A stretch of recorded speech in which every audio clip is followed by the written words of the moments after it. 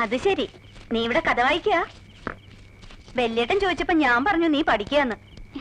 ഇവിടെ കഥ വായന. വെറുതെ എന്നെ കൂടി ചീത്തയിപ്പിക്കില്ല കേട്ടോ. എന്റെ അമ്മേ, ആരറിഞ്ഞു വല്യേട്ടൻ വന്നത്? പഠിക്കാൻ ഇങ്ങനെ ഒരു മടിച്ച്. പഠിച്ചില്ലെങ്കിൽ കേടത്തിയെ പോലെ വല്ല കമ്പനി ജോലിക്കാരനെ കൊണ്ടും കെട്ടിക്കും. പഠിച്ചൊരു നിലയിലെത്തിയ നല്ല നല്ല ഉദ്യോഗസ്ഥന്മാരെ കിട്ടും. അമ്പിയടുത്തി മക്കളും വന്നിട്ട് 1-2 മാസായില്ല അമ്മായിയെ. വരാണ്ടിരിക്കുക ഭേദം. പരാതി കേക്കണ്ടല്ലോ.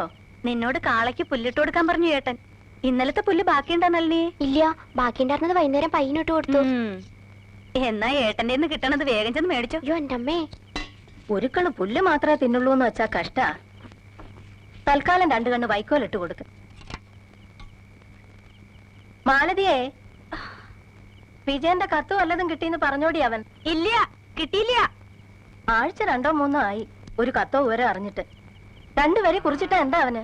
പരീക്ഷയുടെ സമയല്ലേ അമ്മായി, പഠിപ്പിന്റെ തിരക്കായിരിക്കും. ഊണും ഉണ്ടാവില്ല, ഉറക്കം ഉണ്ടാവില്ല. എന്നാലും ഇങ്ങനെയുണ്ടോ ഒരു പഠിപ്പ്? അമ്മായി എന്താ വിചാരിക്കണേ?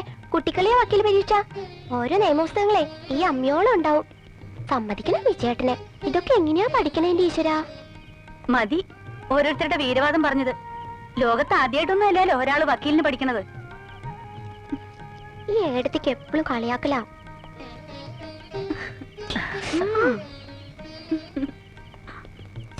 അവന്റെ കാര്യം പറഞ്ഞ 100 നാക്ക അവക്ക്.